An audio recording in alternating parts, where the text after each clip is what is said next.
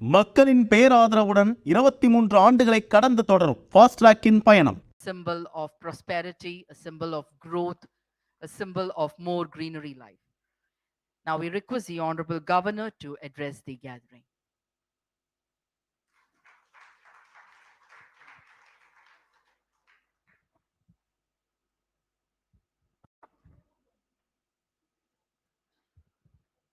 Dr. T. Vasant Lakshmi, Dr. P. Krishnaiya, all the distinguished persons who have been felicitated today, and all the founders of voluntary organizations doing great service to the country. அனைவருக்கும் வணக்கம்.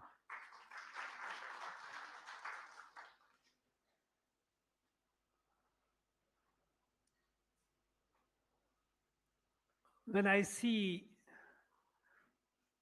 so many people doing so much good to the society, to the country, the people, those who have dedicated their life to the service of the others, it's so heartening, so encouraging, so inspiring.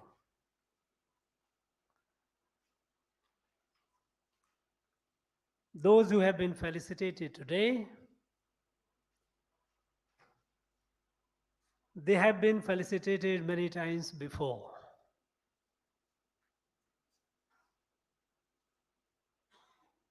But their stories, each one of them,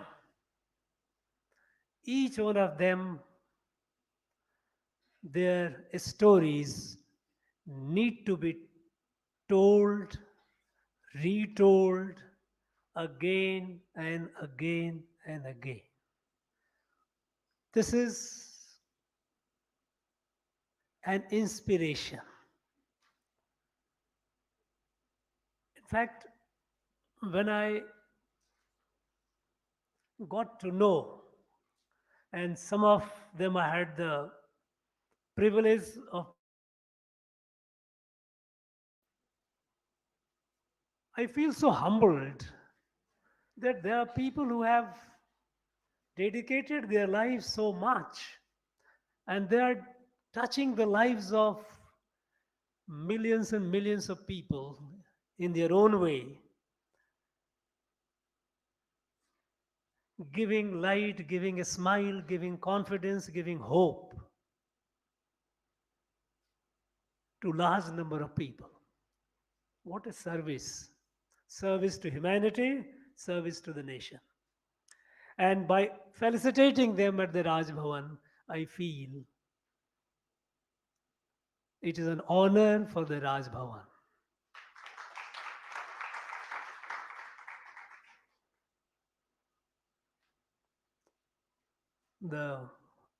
I am so inspired with the presence of all the women leaders.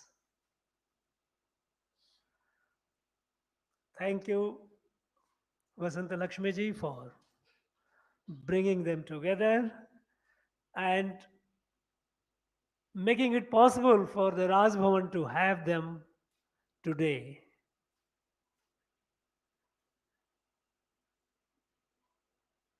You know, I was told NGO's role in nation building.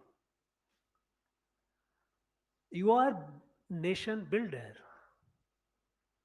Each one of you, wherever you are touching the lives of thousands of people. You are leader in your own way, and you are an inspiration for people around.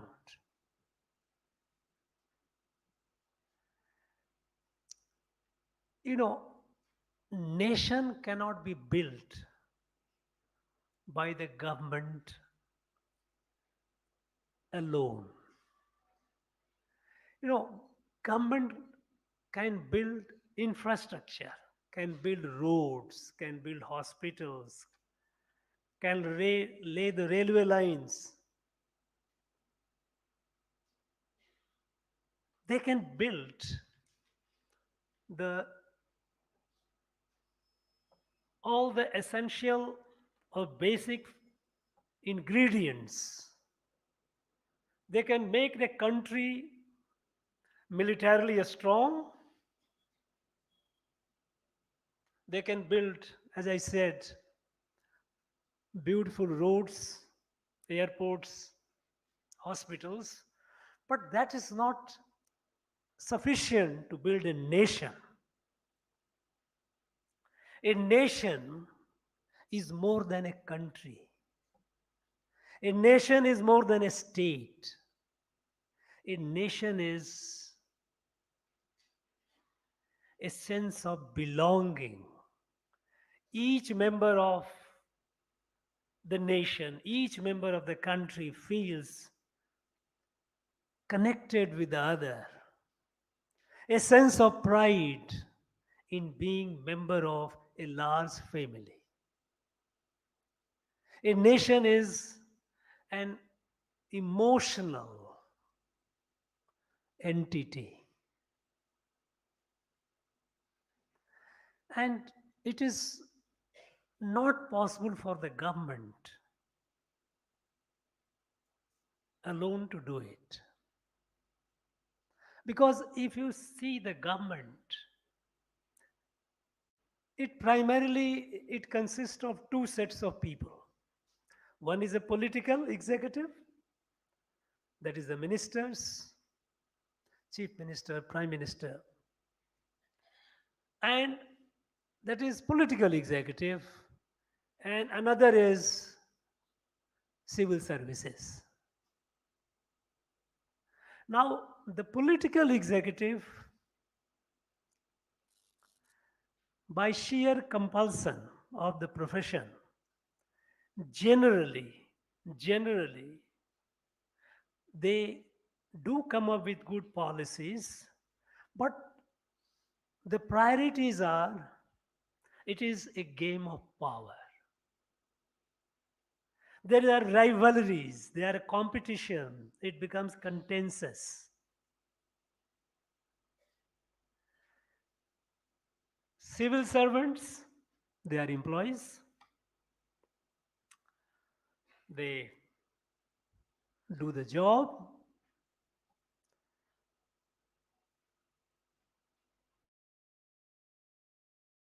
Even the best of policy, by the time it comes down to the grassroots level, it gets so diluted. Invariably, its spirit is either weakened or sometimes even killed.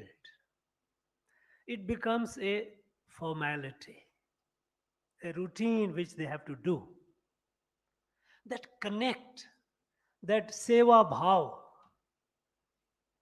relating to the other, the service, it is not present in either of the two in general, to an extent that can bring the change. It is only people like you are in this wherever you are, with a desire to serve, to desire to better the life of others, to desire to see that you bring a smiles to many houses and homes. You had an option to live a comfortable life your own, but you chose to make several other lives better. Now this sense of relationship, the sense of service, without this, a nation cannot be built.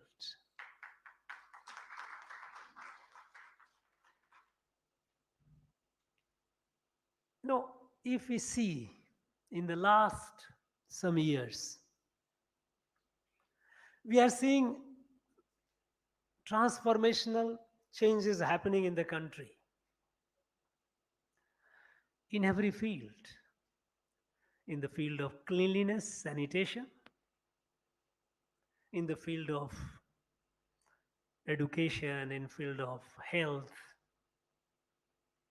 in the field of women coming up, what is called popularly women empowerment. You find large number of more than 100,000 of our young men and women are today successful entrepreneurs. A startup, they have started a startup, and the country today is in the top 3 of the startup ecosystem in the world. Now, how come is it possible for the government to do it? No. The fundamental change which has happened in recent years with the present national leadership is he realized the power of the people, power of the citizens. So long, people, the citizens looked up to government for service. Government should do it. Government should do that. A sense of dependency, looking up, little realizing that each one of us has enormous capacity, enormous potential. So, if today we are among the clean countries in the world, we have yet to achieve greater and further milestones, but today certainly, with the toilets in every house, with the sanitation, the sense of sanitation, with the sense of cleanliness on the public places, it is much, much better today. It is not because of government, it is because of the people. A government cannot come and clean the house inside, cannot come and clean every street. The people, the people's power. Then that is what is, the Prime Minister calls it Jan Andolan, people's movement. Everything, anything and any policy that you wish to make it successful, make it a Jan Andolan, involve the people. And it is this that is bringing about the changes. And in this whole change, the women, they have the most crucial role to play. You know, while Vasanta Lakshmaji was talking about women constitute power, can there be any doubt over it? No. In every house, my house, the power is of the woman, the behind. I tell you with full sense of confidence and truth that if I am here standing today and if I am here, the force behind is a woman, my wife. In terms of decision making, men feel that okay, they are very intelligent, they talk a lot of big things. But in the real life, when it comes to taking a decision at a crucial time, when you are confused, when husband doesn't know what is the right way, it is the woman who guides. That is the right way. In time of enormous stress, the way the women deal with the situation, with the calm. I was told it's a multitasker. Yes, very successful multitasker. And it is not because they have a lot of degrees, forget about it. It's not degree. Your academic degree doesn't matter. It's the lesson of life. And in that, there is, I don't have agitation in saying there is a, the, that, that understanding is uneven. Women are far more smarter, for women are far more understanding. And they taking the leadership, only then the nation can be built. A society can be built. Because men by nature, you find it is often compared with there are people who compare that women are like a large placid river, Kaveri moving smoothly. Men are like, the waterfall, they're jumping, making all kinds of noises all around. No, it is that strength that the women have. That strength, it took time for us to realize. It took time for the society to appreciate and give, create rather, not give. There's nothing to give. After all, they were the one who give. Create environment where they come up and they show their creative potential, their creative energy, and they take the leadership. And today, we are very happy that in our country, which had a very long stigma of less number of female than male. For every 1,000 men, we had about 950 women. Generally. Some places there were more, but generally the national average was that.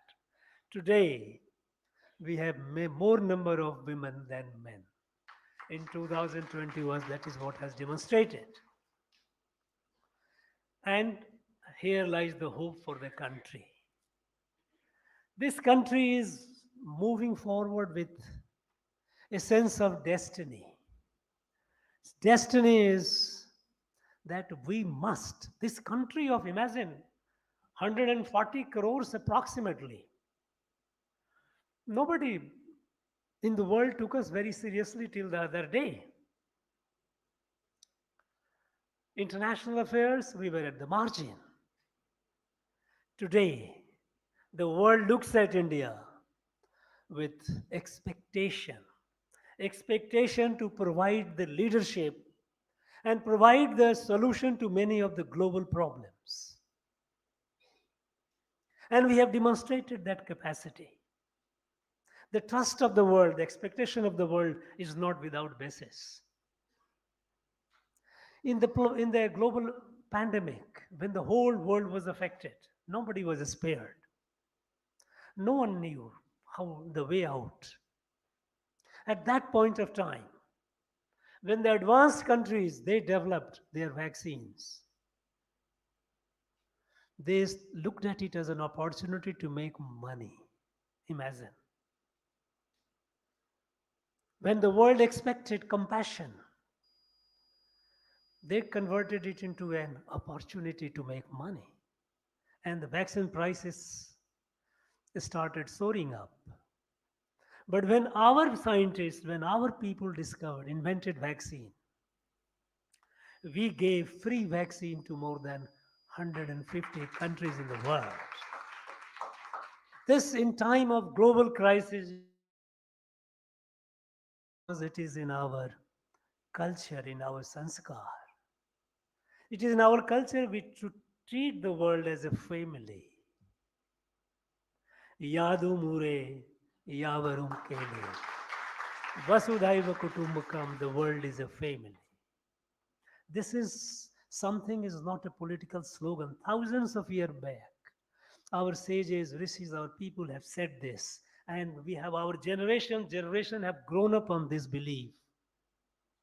We do not only just see divinity in humans, we see divinity in every element of creation. Whether humans, animals, plants, we are all children of Mother Earth. And so we are all related. And today, another global crisis which the world is facing, is the climate crisis. We know that Mother Earth, it is distressed. This planet is heating up. Temperature is rising. We know that the polar ice caps are melting. Glaciers are receding. Rivers are drying up. Forests are shrinking.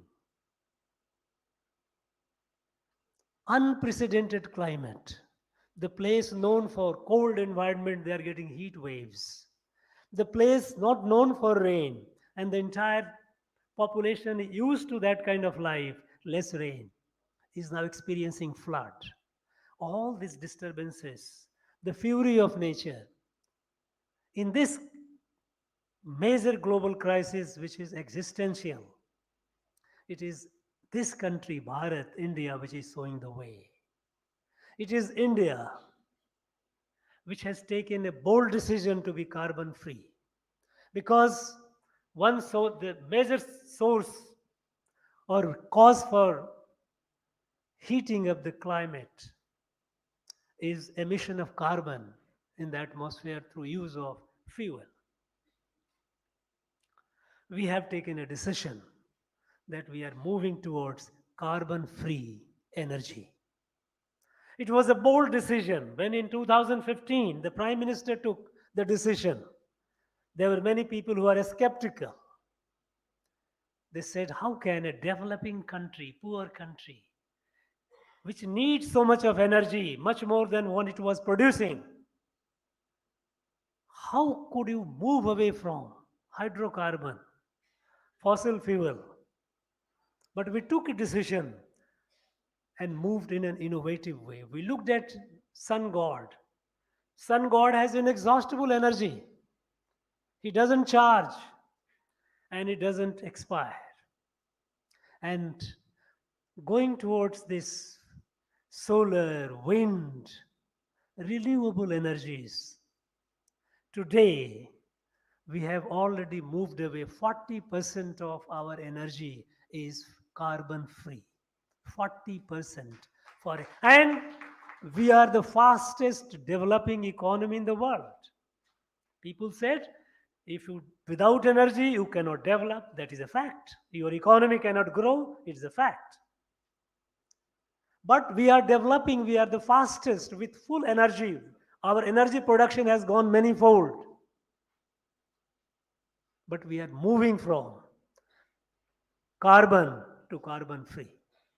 And by 2030, we have a target we will achieve 50% carbon free. So, world looks at India to save the world.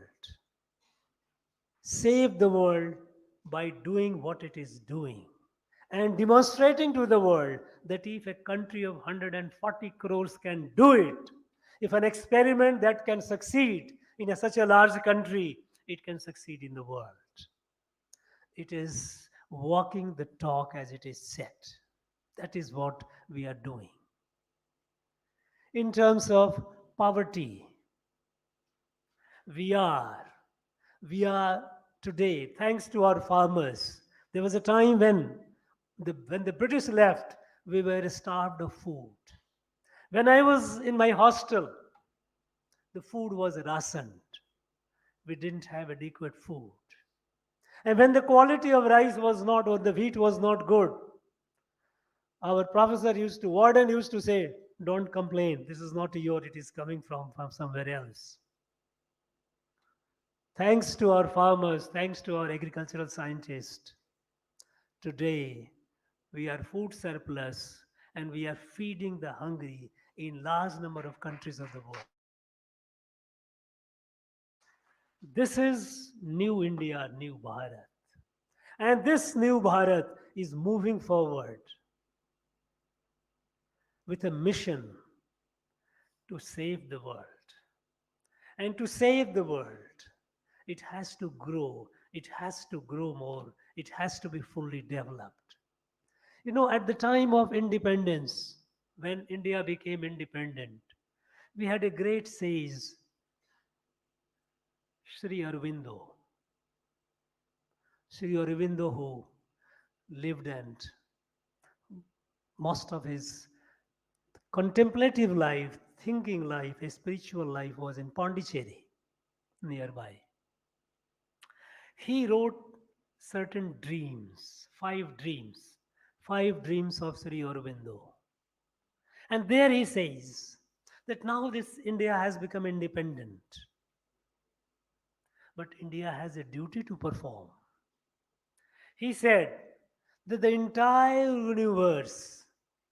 the entire universe, Earth is the only planet where life, evolutionary life, is growing. We have life growing from the plant to the animals to the humans. We are evolving. The consciousness is growing. This is the only conscious planet. And on this conscious planet, Bharat is the only country where, since thousands and thousands of years ago, our rishis and sages gave us the lesson of universal oneness. We are all one family. We are all one kudumbam. This message was given in Bharat. And at the time when Rishi Aurobindo was there, the world was in total crisis. Second World War was just over. America had dropped nuclear weapons on Japan. Never before people knew that humans have so much destructive power in the hand. And then Rishi Aurobindo wondered, what is the fate of humanity? Is it going to be? Is it self-destruction? And then he said, no, there is a divine plan. There is a divine plan that Bharat, which has become independent, it has to grow. It has to grow strong enough. Strong enough not just materially, strong enough also spiritually. That saves the world. Because it is only Bharat can do it. That is why today, when Bharat is taking the presidency, is holding the presidency of G20, our motto is Yadu Mure Yavarum Kele Vasudev Kutumbakam. This is our motto. This is how we are moving forward. And in this journey, we have a responsibility. Today, all of us present here, we are fortunate. We are fortunate in two ways. We are fortunate to be the witness to all the transformations which are happening. Massive transformation which is happening. But we are also fortunate in another way that we are also a participant in this transformation. We can be a participant. We must be a participant. We must contribute what we can do to this transformation. So we are a witness and we are also a participant. And here, now that the nation has a goal that in the next 25 years, by 2047, when Bharat will be celebrating centenary of independence, we would have completed 100 years of our independence in 2047.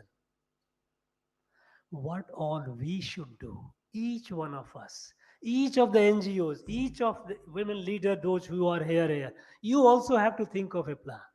Your vision has to be that long. You are doing exemplary, outstanding service to humanity, to the country. As I said, you are building the nation. The nation is being built with your contribution here and there. It is being recognized even at the national level. Imagine till some years back, when the nation used to acknowledge with its Padma Awards, only peoples of the top elites used to have it. Only people who used to be in the higher circles of visibility, they used to get it. Today, who get it? Who are recognized? The bare feet woman planting trees. The person who devoted his life to disposing the unclaimed dead bodies. Person silently building toilets in houses long before the Prime Minister gave a call, okay, build in every house a toilet. There were people who were doing it. The people who somewhere. The person, imagine other day I was among the Irulas. You know, the whole country, the entire snake venom is made out of the venom these our irulas, brothers, they do. They catch the venom, these venomous snakes, and take out their venom. And that is what goes to all the pharmaceutical companies and anti-venom. Imagine thousands and thousands of lives in the whole country are being saved by these people. Now they have to be felicitated, and they were felicitated. They were honored. They are the people who are building the nation. They are the people who are saving the nation. They are the people who are role model for all of us. And here, you all are role model for the entire society. You are inspiration. You keep inspiring. You keep doing. But now do it. My appeal to you that do it with this vision that in the next 25 years, when we have a target, next 5 years, where are you going to be? Next 10 years, where are you going to? What all you are going to do? Next 25 years, where you will be. Now, I was told that your mission is to create 1,000 more entrepreneurs, women entrepreneurs. Why not? You should. This is an achievable target. You can do it. We all have enormous capacity, and women have far more capacity than the men. If you decide to do it, no force on earth can stop you. You can do it, and you will do it. Expand with that vision. Make this nation great. Make our state great. Make our society great. Let's move on with this mission. And I'm indeed very, very fortunate, I must say. I'm very privileged. I am privileged to be with you, to listen to you, to listen to the inspiring story of the people, those who have been felicitated. And just looking at all of you, those who are sitting here and doing phenomenal great work. Please keep doing. Thank you very much. All the best. Nadu.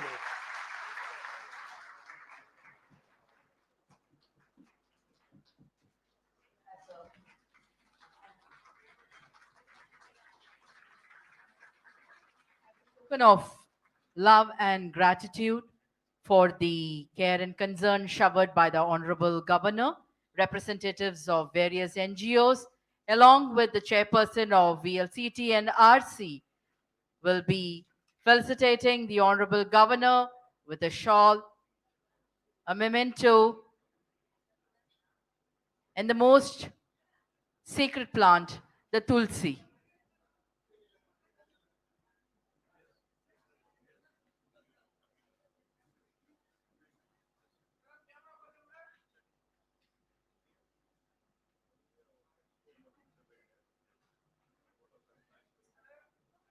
The women power, the Nari Shakti, is right before our eyes, felicitating the Honorable Governor for the care, concern, and also for recognizing the talents of women and their power and encouraging them and motivating them to soar to greater heights.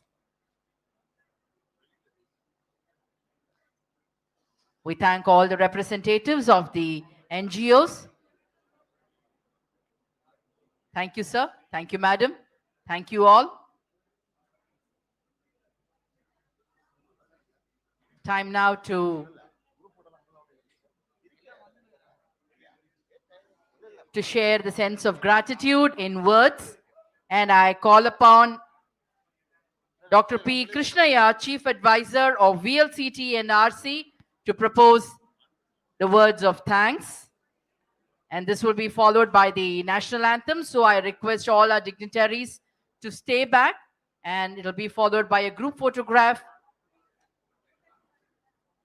on the historical lawns of Raj Bhavan, and that will be followed by the lunch at the banquet hall. So I request you all to kindly remain seated. The word of thanks by Dr. P. Krishnaya, the Chief Advisor of VLCT and RC. I request all the dignitaries to kindly remain seated. I humbly request all the dignitaries to kindly remain seated. Good afternoon.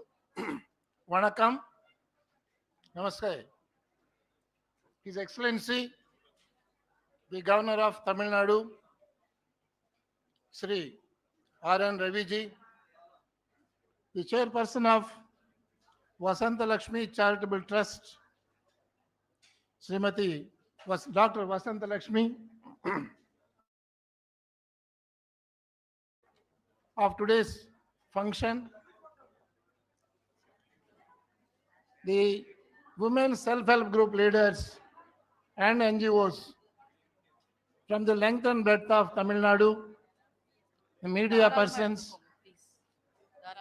மக்களின் பேராதரவுடன் 23 ஆண்டுகளை கடந்து தொடரும் fast ட்ராக்கின் பயணம்.